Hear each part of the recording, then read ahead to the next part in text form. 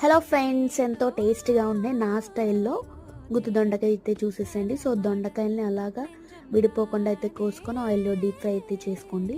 దాని తర్వాత ఒక మిక్సీ జార్లో హోల్ బిర్యానీ మసాలా కొద్దిగా వేసుకొని అండ్ అలాగే ఆనియన్స్, మిర్చి, టమాటో, కాస్త పసుపు, జీలకర్ర తీసుకొని ఒకసారి అయితే గ్రైండ్ చేసి పక్కన అయితే పెట్టేసుకోండి.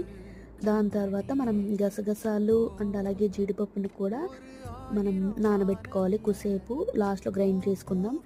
సో వేపించిన ఆయిల్లోనే మనం బిర్యానీ మసాలా మిగిలిన వేసేసి గ్రైండ్ చేసుకున్న దాన్ని కూడా వేసుకొని బాగా వేగిన తర్వాత దొండకాయ ముక్కలను అయితే మనం వేసేసుకొని ఒకసారి అయితే కలిపేసుకున్న తర్వాత గ్రైండ్ చేసుకున్న గసగసాలు, జీడిపప్పును కూడా వేసేసుకుంటే రెడీ.